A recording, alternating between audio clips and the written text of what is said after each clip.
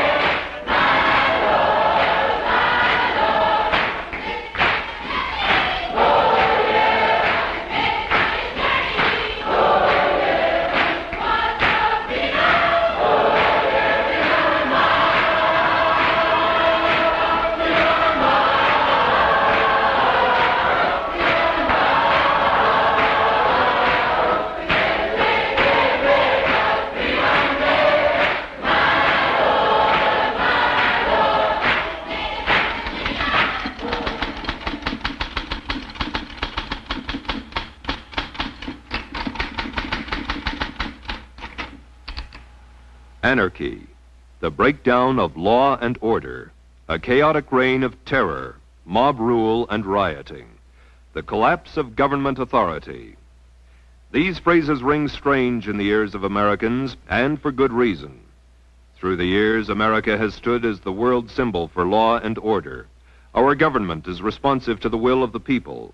Our courts and legislatures provide the mechanics for a peaceful redress of grievances. And the policeman on the corner has traditionally been looked upon as a friend, not as the instrument of a tyrant. Anarchy, well, that was something we read about in our newspapers that was always happening in other countries. Perhaps the people in other countries had just reasons to riot against their governments. After all, many of the nations of the world are dictatorships in one form or another. What business was it of ours, anyway? Newsworthy, perhaps, but it could never happen here.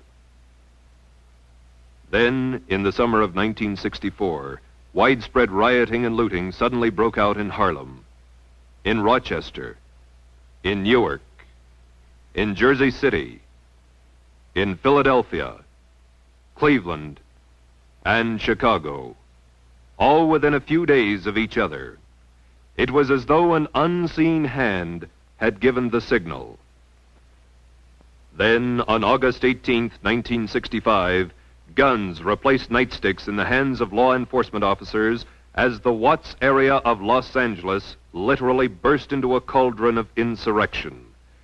Thousands of rioters roamed the streets both night and day, smashing and looting, and setting the torch to over 50 square miles of the city. Hidden snipers held police and firefighters at bay as fires raged unabated. At least 35 Americans died in the violence and gunfire. The sheer magnitude of this monstrous madness strained the abilities of the civil authorities, and the California National Guard was sent to Watts with orders to quell the violence with brute force if necessary. The spectacle of American soldiers shooting it out with American civilians was even more shocking than the rioting itself. The nation was stunned and horrified. No smugness now. This time it wasn't a foreign country. This time it was Anarchy, U.S.A.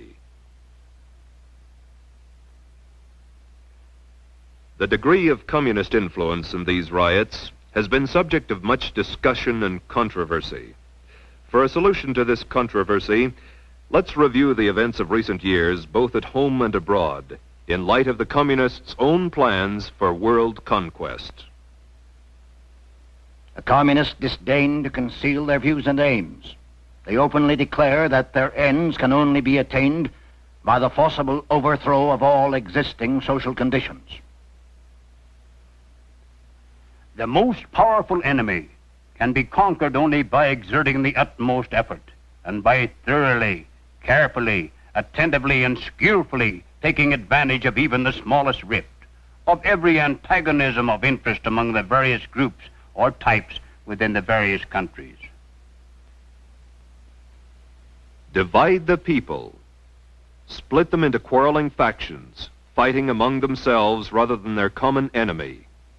This is the comrades' first rule for the conquest of any country, for well do they know from long experience that the nation so divided and weakened can be easily conquered from within. For Mao Zedong, finding the point upon which to divide the people of China and create a revolution was comparatively simple. The Chinese for centuries had been principally tillers of the soil, eking a meager livelihood from land they did not always own and for which they paid tribute to landlords who generally had large holdings. Strong backs and legs were requisite to survival for the great masses who provided the power for China's limited and primitive industry and agrarian economy.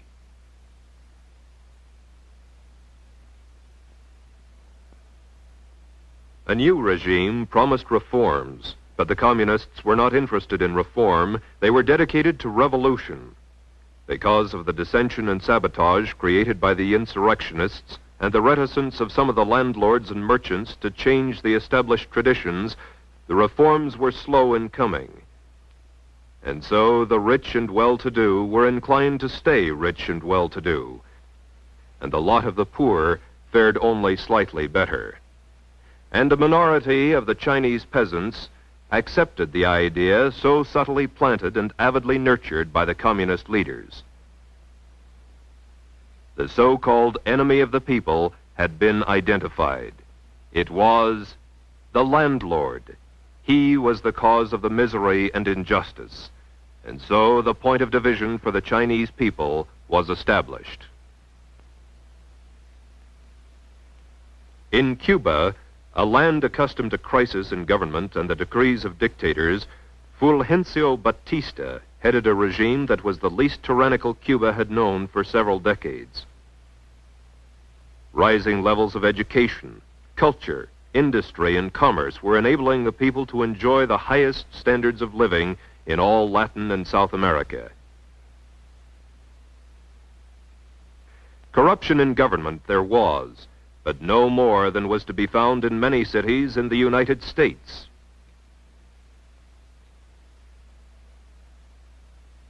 Fidel Castro, a young, well-trained communist revolutionary with much experience, seized upon the issue of corruption in government as he undertook the creation of his revolution. It was the government, said Castro. The government was responsible for the problems and oppression felt by the people. It was the dictator and his followers. It was the Batistianos. They were the enemy. In Cuba, as in all countries, there were the poor and the poorly educated who labored in the fields. Castro promised agrarian reform, which focused the discontent of the rural community upon the latifundista. They, too, were the enemy. And so the communists, experts at fomenting discontent, began to split the population into quarreling factions, setting Cuban against Cuban. Algeria is a creation of the French. Before the French came to the land now known as Algeria, it was nothing more than a conglomerate of warring tribes.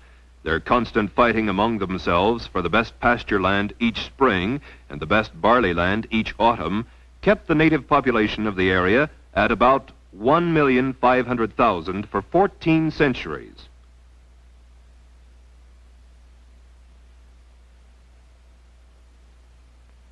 Today, after little more than 100 years of French rule, the population of Algeria stands at about 9 million.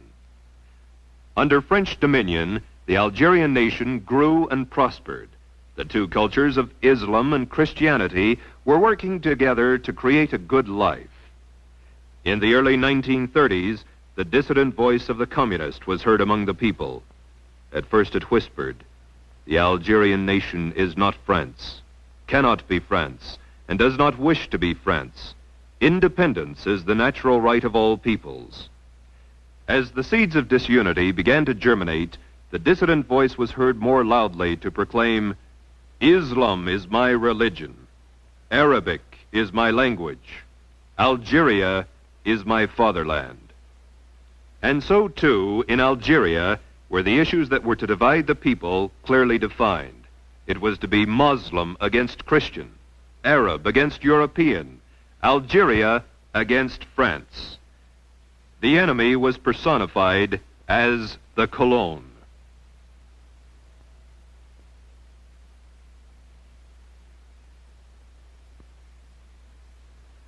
With Phase 1, that of dividing the population, completed, the revolutionists were ready to move into Phase 2 of the communist blueprint for takeover. Create the appearance of popular support.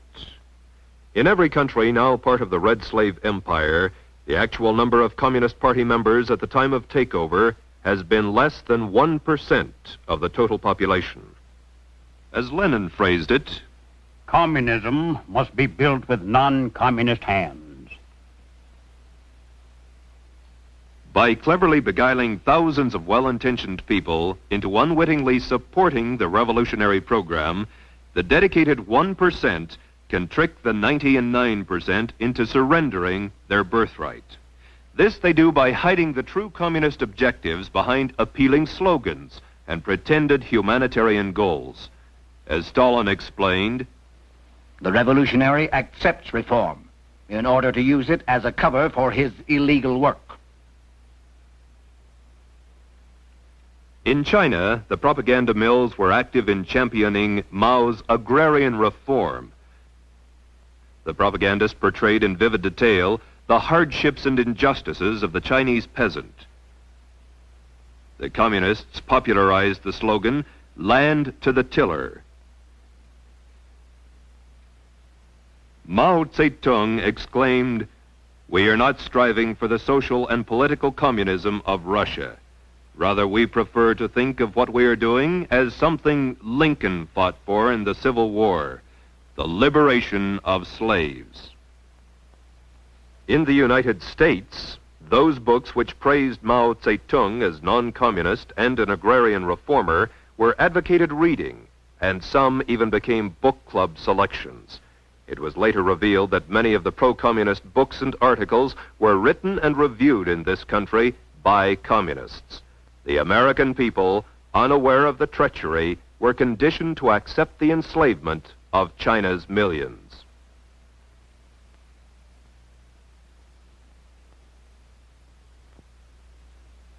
Cubans rallied round the slogan, "Patria o muerte."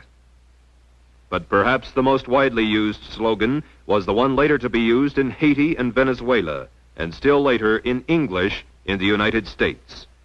Venceremos. We shall overcome. Early in the revolution, Fidel Castro sought to reassure the people of the true nature of the uprising. I have said very clearly that we are not communists.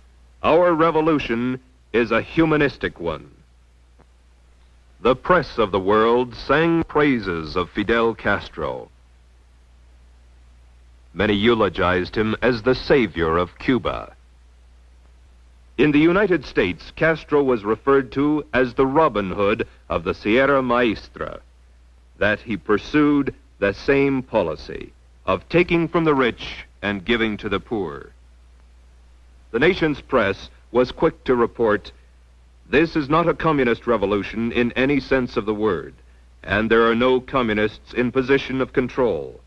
The only power worth considering in Cuba is in the hands of Premier Castro, who is not only not communist, but decidedly anti-communist." And so the Cubans and the Americans and the rest of the world were reassured that there was no infidel in Fidel. In Algeria, more land was owned by Muslims than was owned by the Europeans. Yet the propagandists claimed that the poor Muslims were being oppressed by the wealthy European landowners. The call was for Muslim unity. It was oppression, colonial oppression the Muslims were to fight, It was to be a holy war in God's cause. The insurrectionists declared that Algerians were an oppressed people living under a tyrannical colonial government, and therefore their revolt was a war of liberation. Since all Algerians held full French citizenship, both Muslim and Christian majorities regarded the idea of liberation as ridiculous. Ahmed Ben Bella, leader of the revolutionists, and 4 companions were arrested by the French and confined as political prisoners. Ben Bella later escaped to Cairo, where he and others set about the task of convincing France, the world, and the Algerians that Algeria needed to be liberated.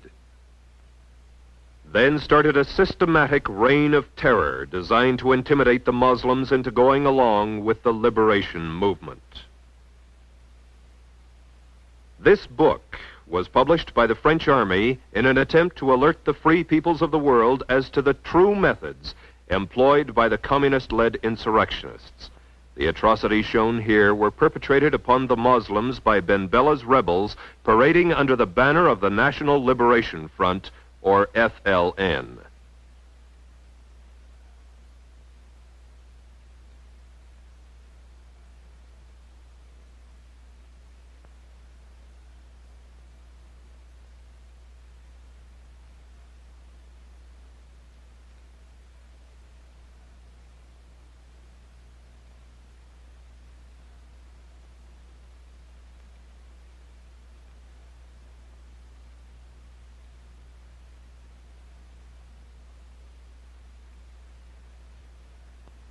Men, women, and even children came under this merciless scourge in the name of freedom.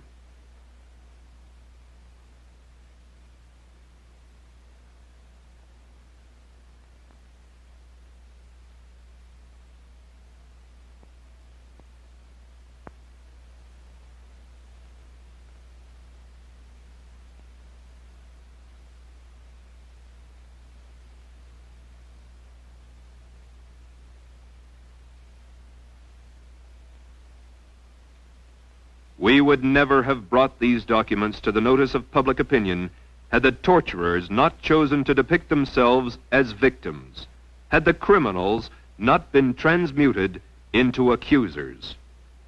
And that is exactly the way it appeared to the world. The French army was accused of police brutality.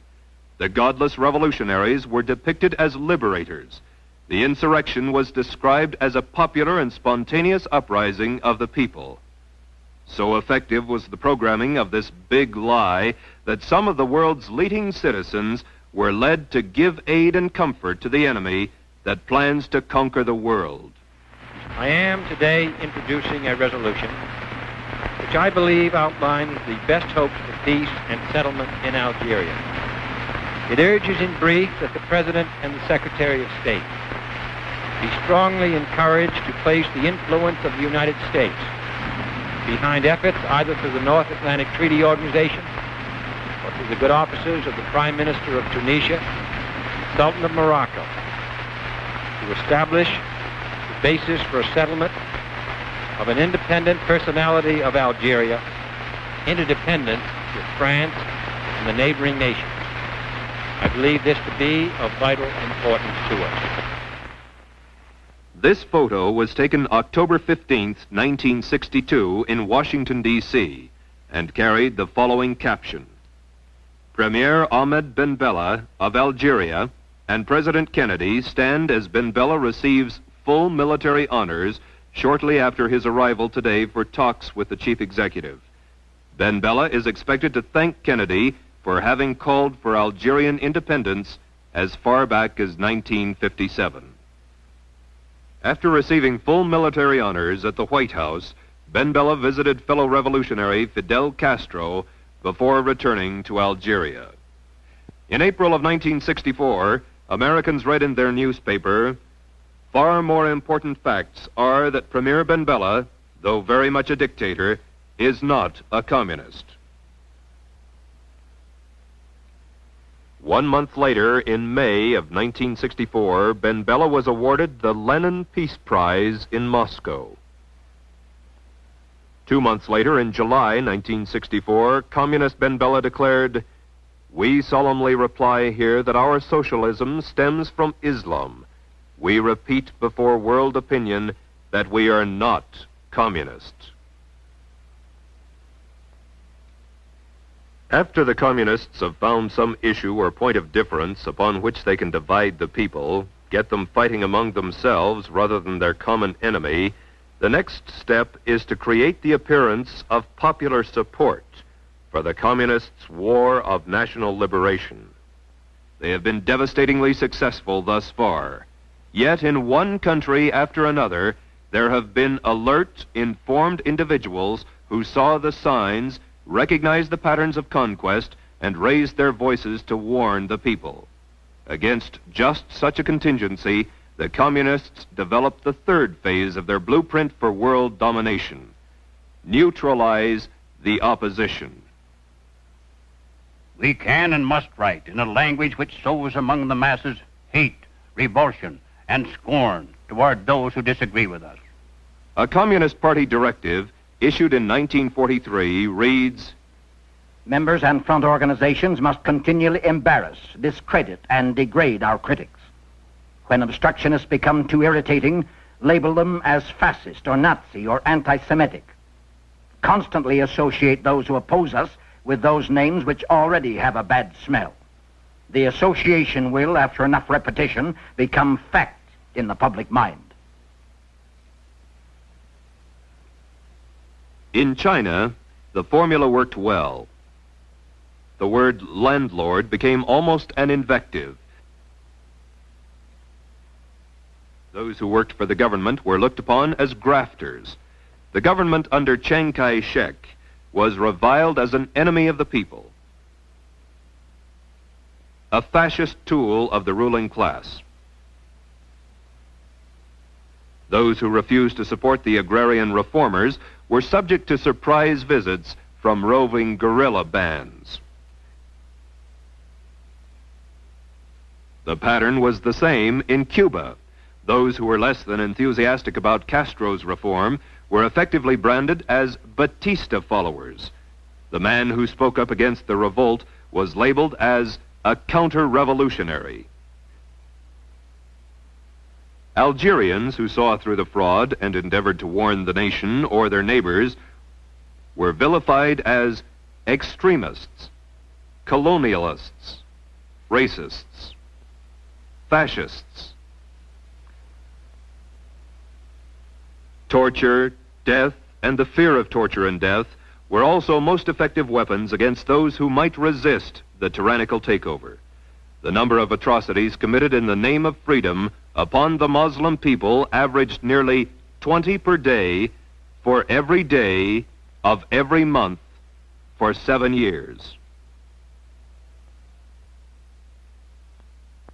The next step in the communist strategy is the most easily recognized, for it consists of the tactic of getting masses into motion, and thus precipitating mob violence.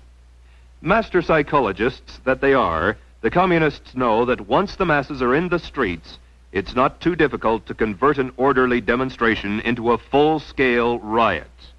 They know, too, that when rioting occurs, police and military forces of the government must move to restore law and order, and thus they have the first visible signs of revolution. Riots, demonstrations, street battles, detachments of a revolutionary army. Such are the stages in the development of the popular uprising.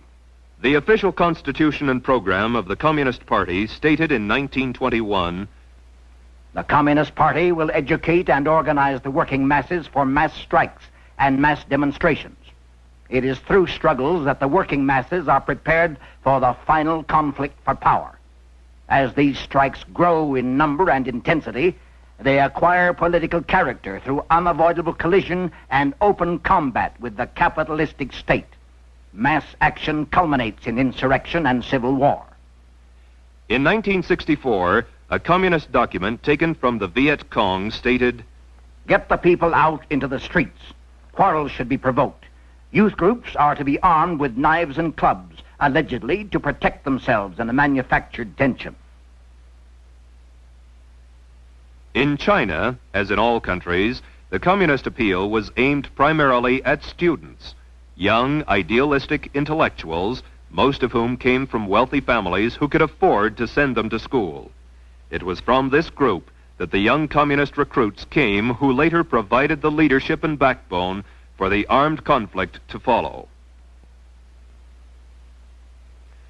In Cuba, leftist-oriented students were the vanguard of the organized street demonstrations. Once the masses were in motion, that tenuous line between demonstration and riot, between nonviolence and violence, was easily obliterated. As law enforcement officers sought to restore order, police brutality became the cry of the insurgents. Algeria was more of the same: rallies, demonstrations, marches, and the inevitable flare of violence.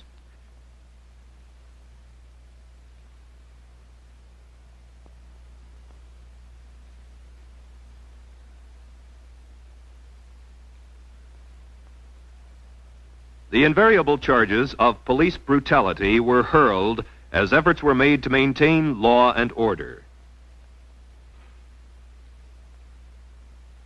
When marches and demonstrations turn into riots in any country slated for takeover, the communists are then ready to implement the final stage of their blueprint for conquest. It takes only a handful of armed opportunists, criminals, and savages to create the semblance of revolution. Only insurrection can guarantee the victory of the revolution. The purpose of insurrection must be not only the complete destruction or removal of all local authorities and the replacement by new, but also the expulsion of the landlords and the seizure of their lands. Chiang Kai-shek's nationalist forces had long been fighting the communist-inspired insurrectionists of Mao Zedong when the Japanese invaded the mainland of China. With the end of World War II and the defeat of the Japanese, the United States pressured Chiang into forming a coalition government with the communists. Through a coerced truce and enforced arms embargo, the U.S. disarmed more than 30 divisions of Chiang Kai-shek's nationalist troops. On the other hand, the Chinese communists fell heir to all the arms left by the defeated Japanese, and with the help of added armaments from Russia, Mao was soon able to ride in triumph throughout China and give 400 million Chinese agrarian reform, communist style.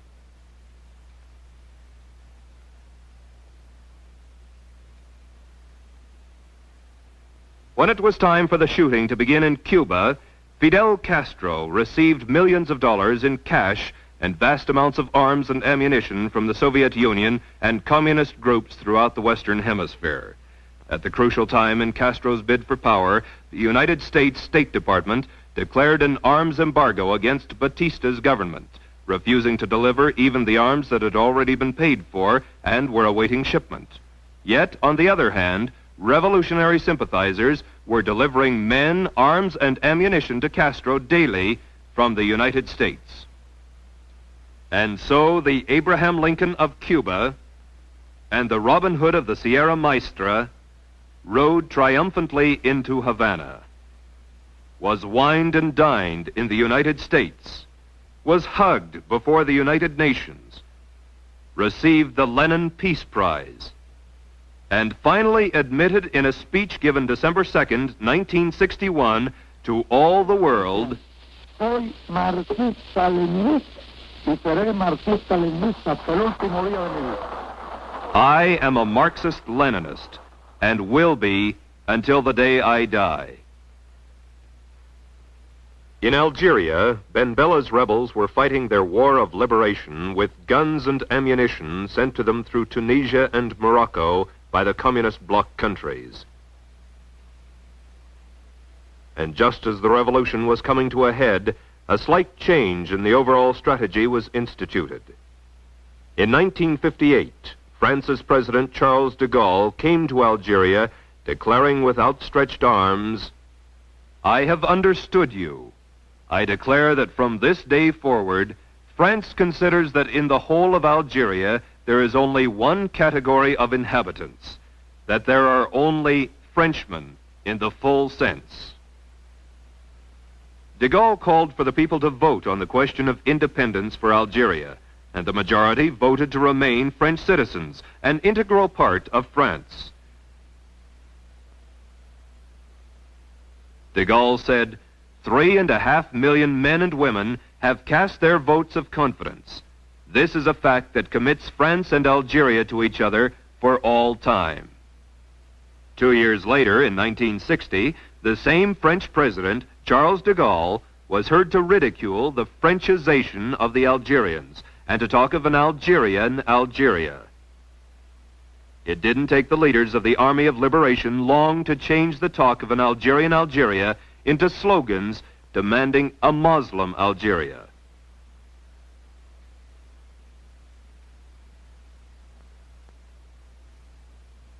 Ultimately, the revolutionary Ben Bella returned to Algeria and in due course established a regime of which he said, "We solemnly reply here that our socialism stems from Islam.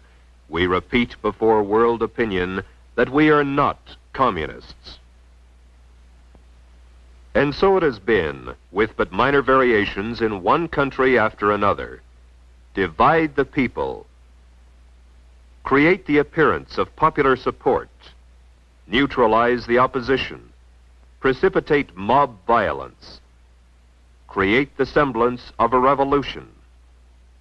An accurate summary of Lenin's strategy for the conquest of the world is as follows. First, we will take Eastern Europe. Next, the masses of Asia. Then we shall encircle the last bastion of capitalism, the United States of America. We will not have to attack. It will fall like overripe fruit into our hands. By October of 1950, all of Eastern Europe was securely locked behind the Iron Curtain. By the summer of 1954, the greater part of Asia had fallen to the Kremlin's strategy and tactics.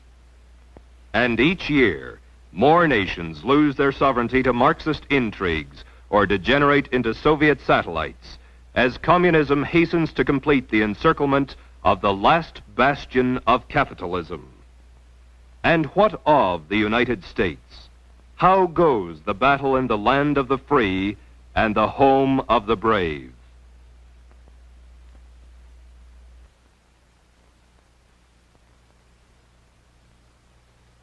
The communist plan for the conquest of the United States was explained to the American comrades by Moscow's agent Joseph Pogany. Pogany was sent to this country by Stalin for the specific purpose of laying the groundwork for the agitation that would eventually develop into a Negro revolutionary movement. American Negro Problems was published in 1928 by Joseph Pogany using the alias John Pepper and carried the official communist line for America. The Workers' Communist Party of America, in its fight against imperialism, must recognize clearly the tremendous revolutionary possibilities of the liberation movement of the Negro people. The Black Belt of the South, with its starving and pauperized Negro farmers and Negro agricultural working masses, with its Jim Crowism, its semi-feudal status, and its political system still bearing the earmarks of the period of slavery, constitutes virtually a colony within the body of the United States of America. The Workers' Communist Party of America puts forward correctly as its central slogan, abolition of the whole system of race discrimination, full racial, social, and political equality for the Negro people. But it is necessary to supplement the struggle for the full racial, social, and political equality of the Negroes with a struggle for their right of national self-determination. Self-determination means the right to establish their own state, to erect their own government if they choose to do so. The Negro communists should emphasize in their propaganda the establishment of a Negro Soviet Republic. In 1934, the communist writers James W. Ford and James S. Allen further defined the Soviet Negro Republic. The actual extent of this new republic would in all probability be approximately the present area in which the Negroes constitute the majority of the population. In other words, it would be approximately the present plantation area. It would be certain to include such cities as Richmond and Norfolk, Virginia, Columbia and Charleston, South Carolina, Atlanta, Augusta, Savannah, and Macon, Georgia, Montgomery, Alabama, New Orleans and Shreveport, Louisiana, Little Rock, Arkansas, and Memphis, Tennessee. These cities, and the cities which lie within their spheres of influence, became known in communist writings as the Black Belt of the South, and were to constitute the nucleus of a future Soviet republic.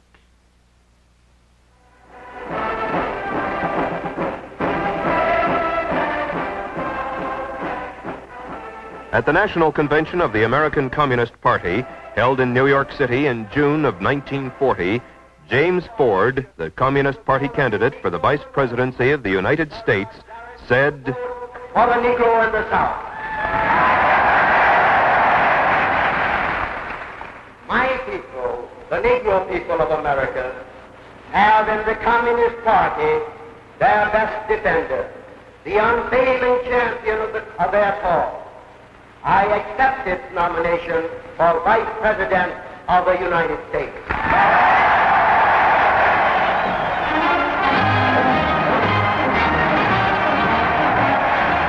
By this time, the communist champions of the Negro race had hidden the revolutionary ideas and slogans for a Soviet Negro Republic behind the humanitarian banners of jobs, security, civil rights, and peace.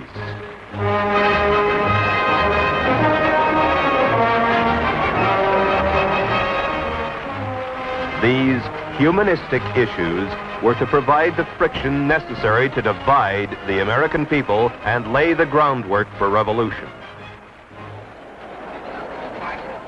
I am Leonard Patterson. When I was a young man, only 23 years old, I joined the Communist Party. I was a member of the National Executive Committee of the American Young Communist League. In 1930, I was the official communist candidate for election to New York State Assembly. I knew Gus Hall and other top-ranking American communists very well because I trained with them at the Lenin University in Moscow. I joined the party because I honestly thought the communists were trying to help American Negroes. I broke away from the party when it became clear to me what the communists were really up to was to use the Negro people in this country as cannon fodder in a violent and bloody revolution aimed at the establishment of the American Soviet dictatorship. It was that simple, and it is still that simple today. Make no mistake about it. What is happening in the United States right now under the banner of civil rights is exactly what has happened in China, in Cuba, in Algeria, and many other places around the world. I'm Julia Brown. For 9 years, I was a member of the Communist Party, serving as an undercover agent for the FBI. During that time, I learned that the communist conspiracy had been planning and working for years to bring violent revolution to America. It was to be a communist revolution, but the great majority of the American people would not be allowed to realize that until it had already happened. If all goes according to the communist blueprint, Americans will believe that the chaos and violence has something to do with civil rights. Our enemies were quick to find our weakest point for their attack. They knew that racial differences could provide them with an excellent wedge to divide our people. Their strategy simply has been to keep hammering on that wedge, to drive it deeper into our social structure, to open all wounds that have long since healed, and deliberately to create new ones wherever they can. Now, he acted like a good nigga for the white folks. But I tell you, I don't want to even be around no more good niggas. I'm with them good Negroes. That's what they call Rodriguez, a good Negro. I want to be with the bad niggas, because I know what's happening with the bad niggas. That's where I want to be. I want to be with the niggas. I want to be with the bad niggas that don't want to ride on the back of the bus no more. And this is what Elder Davis will call you. And the bad niggas is not going to work for $18 or $20 no. I want to be for the bad niggas who going to register and vote. I want to be for the bad niggas going to swim on any God's beach where water is flowing. I want to be for that. Lyndon Johnson is the biggest nigger lover in the United States. Amen. He may think that he can use his Justice Department with Bobby Kennedy at the head of it, and he may think that he can use J. Edgar Hoover and the FBI and the Army to force us white people here in St. Augustine and other parts of the nation to mix up with niggers, but if he sends troops in here and puts a bayonet behind every one of us, we still will not mix up with a bunch of black savages. I'd like to say, in a real sense, not fellow freedom fighters, but fellow slaves. For we all are slaves, not only in this society, not only in this community, but all over this nation and all over the world.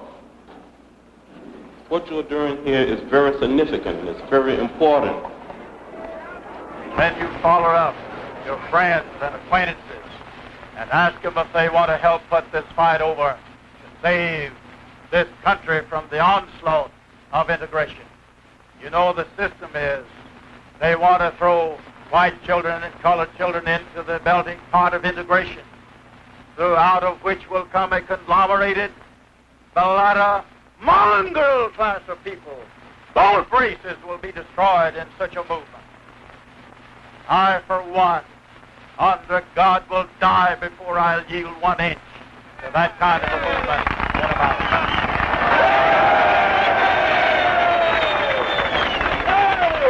But not only has the black man got a champion, they call him Martin Luther King, we call him Roosevelt.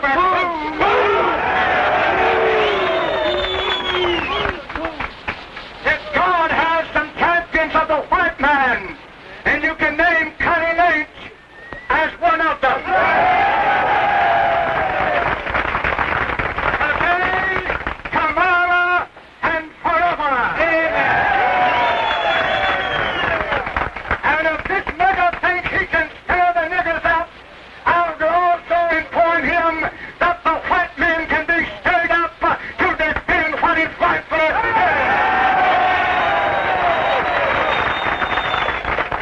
And so the seeds of dissension were sown among both the black and the white races. And inexorably, the people of the United States were being divided according to plan. Among the so-called downtrodden and oppressed, among the supposedly starving and pauperized Negroes, the enemy was referred to as Whitey, Mr. Charlie, the Man, and the U.S.A. Phase 1 was well on its way. Now it was time to implement Phase 2. Create the appearance of popular support. Beguile the people of the United States and the world into believing the pious fraud that the civil rights uprising, led by a handful of agitators, was a popular movement of the whole Negro race in the United States. Now, this doesn't mean that there isn't a legitimate need for the advancement of civil rights for many of our Negro citizens. Of course, there is a need there. Otherwise, communist agitators posing as civil rights leaders could never hope to enlist massive support for their schemes. The aspirations of Negroes for full equality were not created by communists, but they are used by communists in such a way that idealistic Americans of all races can be tricked into implementing the communist blueprint for revolution. Having been on the inside of the Communist Party, it's easy for me to recognize this revolutionary agitation in disguise. But the average American finds it's hard to believe that something as worthy and noble sounding as a civil rights movement could possibly be a communist maneuver. Communism must be built with non-communist hands. The revolutionary accepts reform in order to use it as a cover for his illegal work. By concealing the true communist objectives behind appealing slogans and pretended humanitarian goals, the conspirators are able to dupe hundreds of uninformed opportunists and misguided idealists into supplying the non-communist hands needed in the overthrow of this republic. Thoroughly deceived, some of the Negroes cry for liberation through the slogan, "Freedom Now."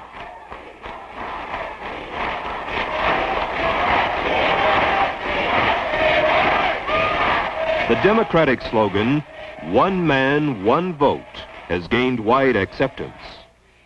But perhaps the most popular slogan is "Venceremos," the rallying cry of the deluded peasants of Cuba, Haiti, and Venezuela. "Venceremos," we shall overcome, is now the rallying cry of the deluded peoples of the United States.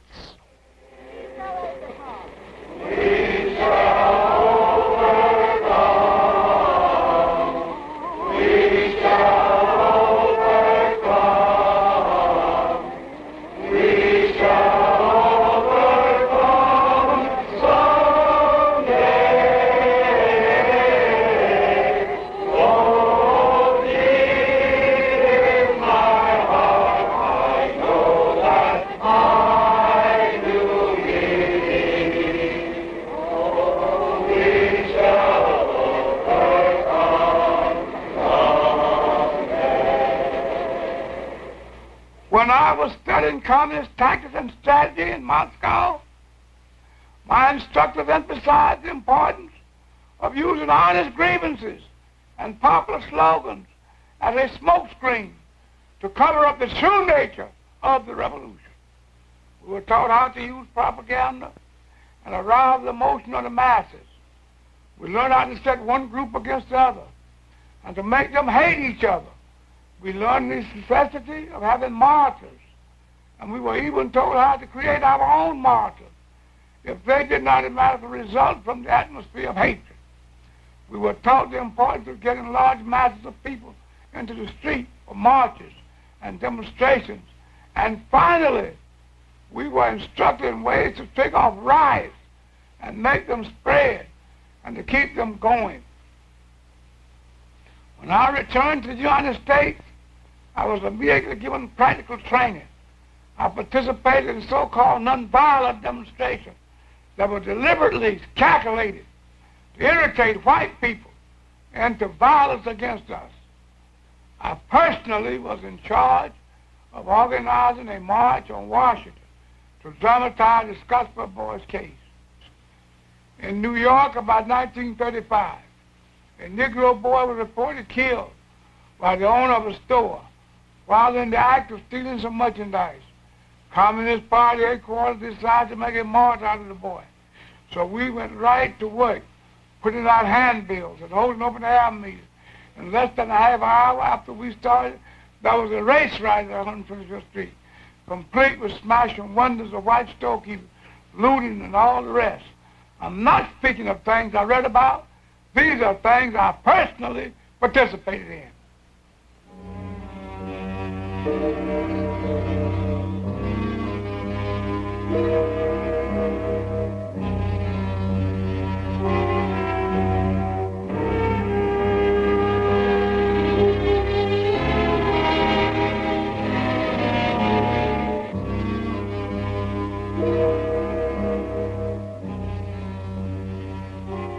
As it was in Cuba,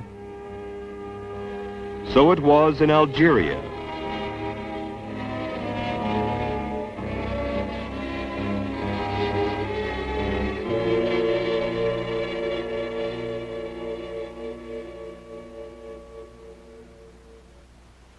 And so it is in the United States. In Jackson, Mississippi, Medgar Evers, State Field Secretary for the NAACP, was shot in the back by an unknown assassin as he was entering his home. After lying in state in Mississippi, the body of World War II infantry GI Medgar Evers was sent to Washington, D.C. for burial in Arlington National Cemetery. Now a victim of the very communist agitation he had helped promote, Medgar Evers was able to further serve communist purposes by being glorified as a martyr in the supposed fight of the Negro people for freedom and justice. Medgar Evers' remains were buried with full military honors and nationwide news coverage.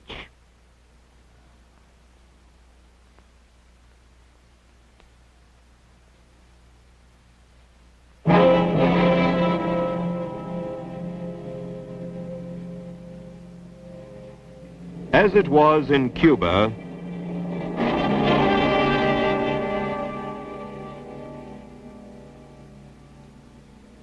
so it was in Algeria. And so it is in the United States. Mysterious bombings by assailants unknown plague the lives and property of the Negro people and serve to intimidate those who might speak out against the conspirators. The bombing of this Birmingham, Alabama church claimed the lives of 4 little girls attending Sunday school. A memorial service was held in Washington, D.C. for the 4 young victims, after which the mourners demonstrated their grief before the White House and the press. We were taught how to use propaganda, how to arouse the emotion of the masses. We learned how to set one group against the other and to make them hate each other. We learned to be successful having martyrs, and were even told how to create our own martyrs if they didn't automatically result from the atmosphere of hatred. Divide the people, then create the appearance of popular support. And if any of the alert, informed citizens call attention to the true revolutionary goals behind the humanitarian slogans, move into phase 3 and neutralize the opposition. One effective way to neutralize any opposition is to liquidate it. In the summer of 1965, a respected Negro farmer in Alabama dared to speak out critically against the civil rights revolutionaries. In this cabin in late August, 87-year-old Perry Smaw struggled with an assailant who said he had come to get Perry's tongue. The aged Negro's skull was crushed with a cast-iron frying pan, the attacker striking with such force that the skillet was broken. Then the intruder pulled Perry's tongue from his mouth and with a butcher knife cut it off all the way back to the old man's tonsils. Perry Smaw, the man who dared defy the conspirators, died 6 days later. In China, Cuba, and Algeria, terror was also a most effective weapon in intimidating and neutralizing the opposition. And there's another, even more widely used method of neutralizing and paralyzing opposition to communism's conquests. We can and must write in a language which sows among the masses hate, revulsion, and scorn toward those who disagree with us. Members and front organizations must continually embarrass, discredit, and degrade our critics.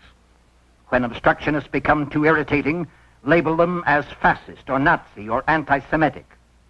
Constantly associate those who oppose us with those names which already have a bad smell. The association will, after enough repetition, become fact in the public mind.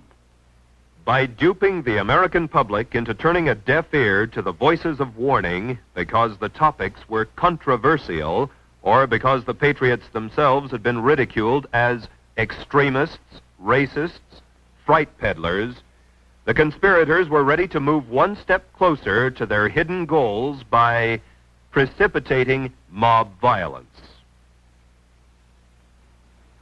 Riots, demonstrations, street battles, detachments of a revolutionary army.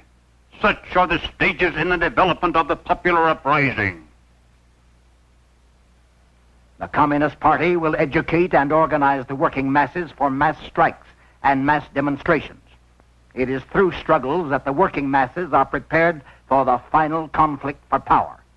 As these strikes grow in number and intensity, they acquire political character through unavoidable collision and open combat with the capitalistic state. Mass action culminates in insurrection and civil war. You've been studying history, studying civics, but right now you got to put your history and your civics in the streets. You got to make the Constitution real. You got to make democracy real.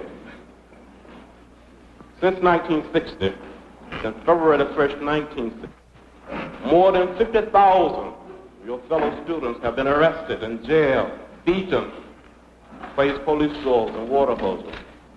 Before we see real freedom, before we be able to walk down these streets with a sense of dignity and with a sense of pride, and walk in freedom, no doubt there will be more jailings, more beating, more water hoses, more drugs.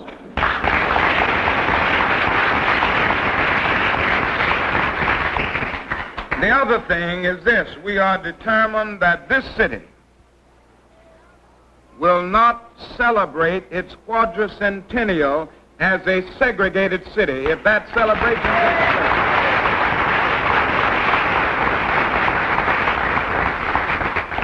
place, we plan to use everything within our power and all of the nonviolent weapons at our disposal to dramatize this blatant injustice and to demand that the federal government not put a cent in this city unless it decides to face the realities of desegregation.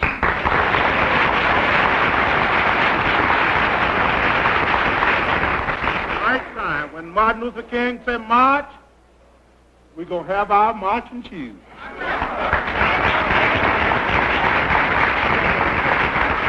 And you know they've kicked us around a long time, haven't they? Yeah. And so many of us we've come up in life without any shoes at all. And if it becomes necessary for us to march without shoes, we'll march barefooted.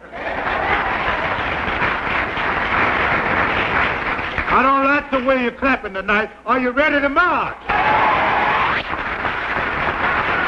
Are you ready to march?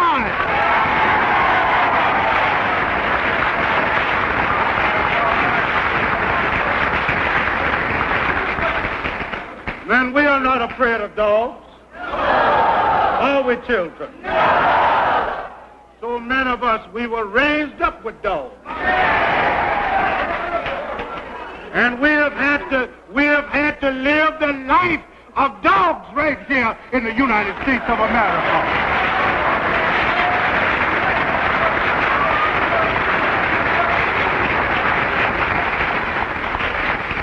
I want you to raise your hand high tonight. Everybody that's ready to march, raise your hand high. Raise it high. Are you ready to march? Are you ready to march? If you're ready to march, I want you to raise both of your hands above your head. I want you to stand up on your feet. Keep your hands high. Now bring them together and slap them together. Everybody wants freedom.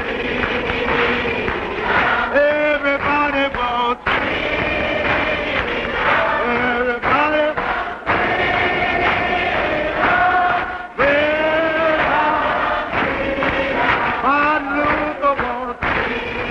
And so, many were tricked into helping create the appearance of popular support for a conspiracy that hid its true objectives behind appealing slogans and humanitarian goals. A detachment of the deceived staged sit-ins, A handful of the hoaxed made freedom rides. A portion picketed and protested, while still others boycotted buses.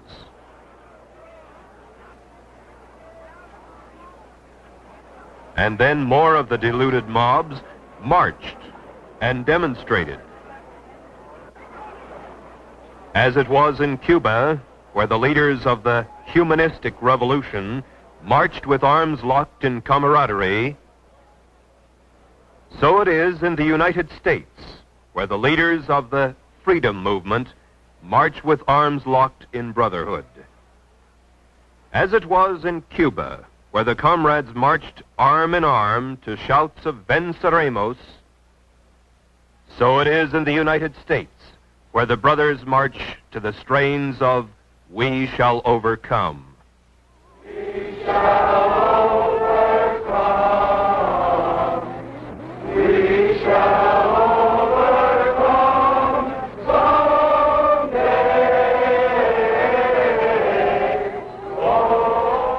In 1965, Martin Luther King explained the purposes of the marches and demonstrations as follows. The goal of the demonstrations in Selma, as elsewhere, is to dramatize the existence of injustice and to bring about the presence of justice by methods of nonviolence. Long years of experience indicate to us that Negroes can achieve this goal when four things occur. First, nonviolent demonstrations go into the streets to exercise their constitutional rights. Second, racists resist by unleashing violence against them. Third, Americans of conscience, in the name of decency, demand federal intervention and legislation. Fourth, the administration, under mass pressure, initiates measures of immediate intervention and remedial legislation. Ready to march with them. I didn't hear from everybody. Are you ready to march? As Martin Luther King said, demonstrators staged a huge march on Washington, D.C. to dramatize their demands. They staged demonstrations across the country. And as Martin Luther King said, violence was unleashed. Then, accordingly, the federal government intervened and a vicious legislative step on the road to tyranny was enacted in the form of the Civil Rights Bill of 1964. Their cause must be our cause, too. Because it's not just Negroes, but really it's all of us who must overcome the crippling legacy of bigotry and injustice. And we shall overcome. Black and white together. Black and white together. Now we mean business. Are you ready to march with us? As Martin Luther King said, the demonstrators staged a huge march from Selma to Montgomery, Alabama, to dramatize their demands.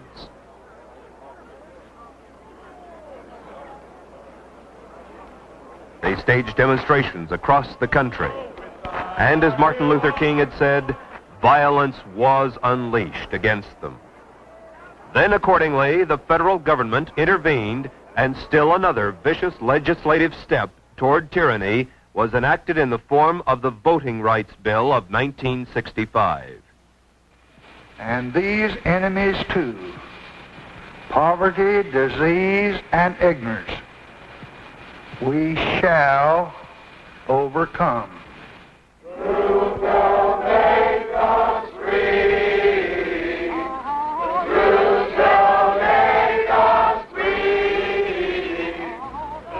I broke away from the party when it became clear to me what the communists were really up to was to use the Negro people of this country as cannon fodder in a violent and bloody revolution aimed at the establishment of an American Soviet dictatorship. Give me that old freedom spirit. Give me that old freedom spirit. It's good enough for me. It was to be a communist revolution. But the great majority of the American people would not be allowed to realize that until it had already happened. If all goes according to the communist blueprint, Americans will believe that the chaos and violence has something to do with civil rights.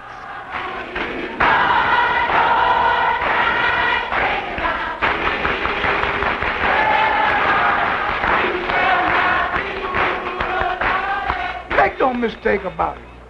What is happening in the United States right now under the banner of civil rights is exactly what has happened in China, in Cuba, in Algeria, and in many other places around the world.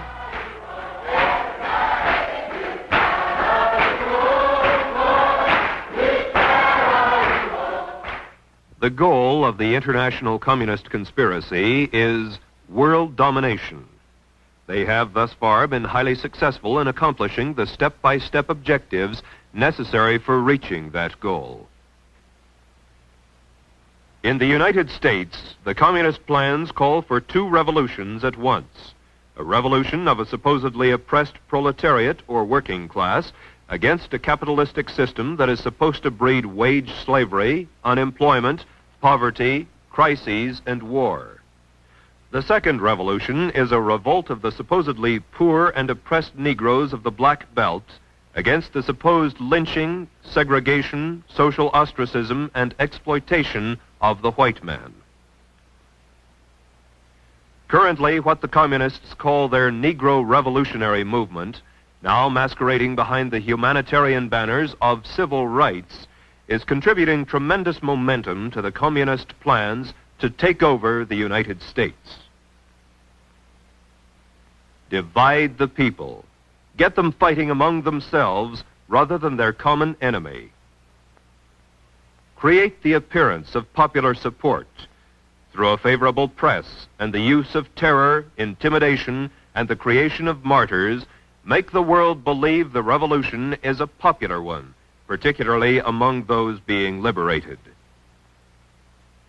Neutralize the opposition. When obstructionists to the cause become too irritating, label them as fascist, Nazi, anti-Semitic, extremist, racist, controversial. Precipitate mob violence. Get the mobs into the streets. March and demonstrate.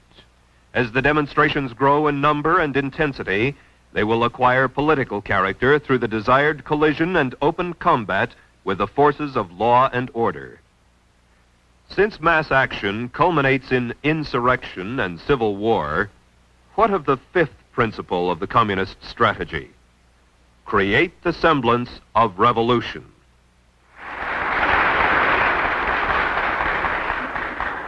Had not this rotten, fascist, racist cop, lieutenant, that killed a young cowboy, had he not killed the boy very well might have died in South Vietnam in the name of freedom. Could have very well have died in South Vietnam in the name of freedom. In the name of freedom.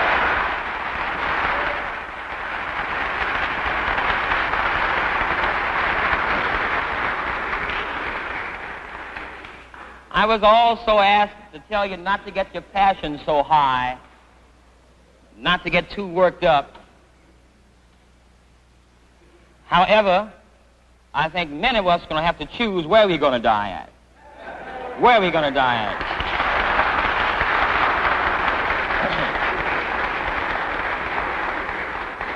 We're going to have to decide whether we're going to die on the streets of the United States or in South Vietnam. I would choose the United States myself. I would choose the United States myself.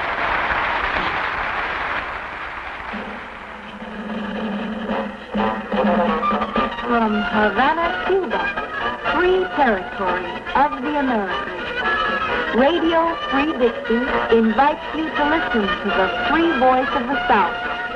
Stay with us for music, news, and Commentary by Robert F. Williams.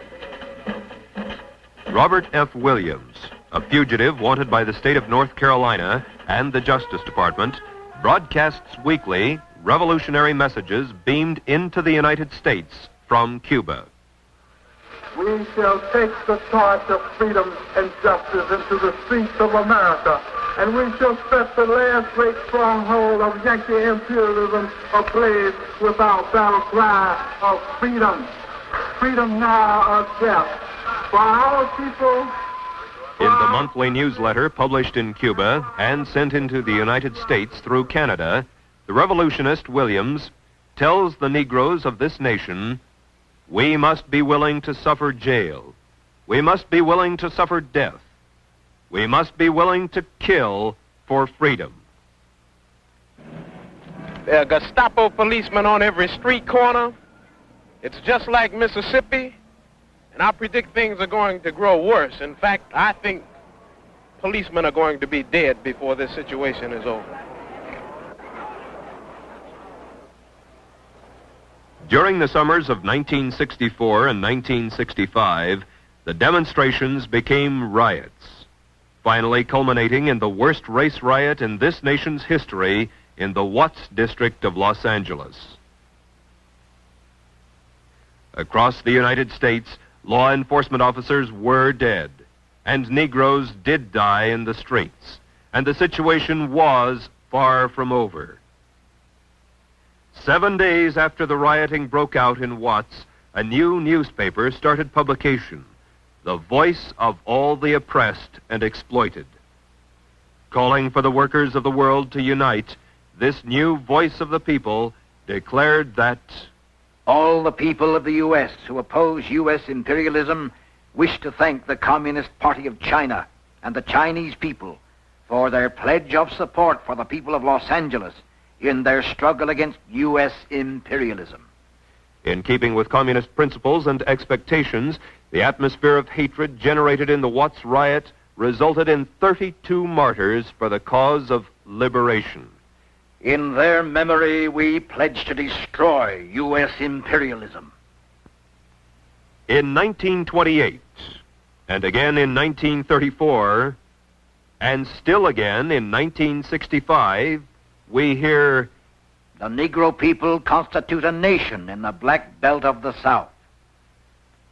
And lest there should be any misunderstanding, Nobel Peace Prize winner Martin Luther King followed the example of Lenin Peace Prize winner Fidel Castro and Lenin Peace Prize winner Ben Bella, and protested that, I am sick and tired of people saying this movement has been infiltrated by communists and communist sympathizers. There are as many communists in this freedom movement as there are Eskimos in Florida.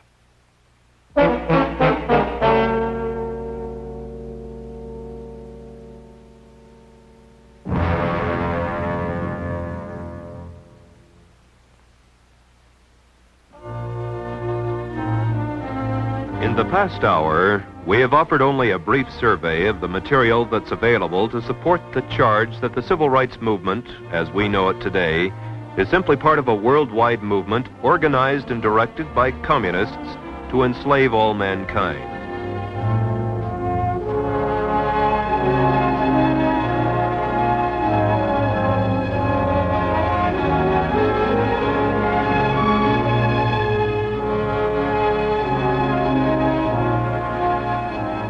There are hundreds of additional witnesses and thousands of additional facts to testify to the communist involvement in the American civil rights movement, but the limitations of time prevent their inclusion here.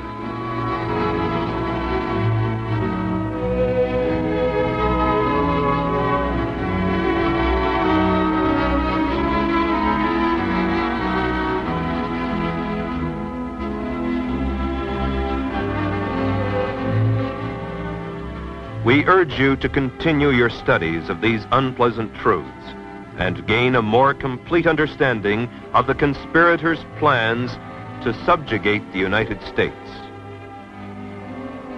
Begin by reading It's Very Simple, The True Story of Civil Rights by Alan Stang. the Civil Rights Packet, and the other books and pamphlets on civil rights that are available from one of the American opinion libraries across the nation.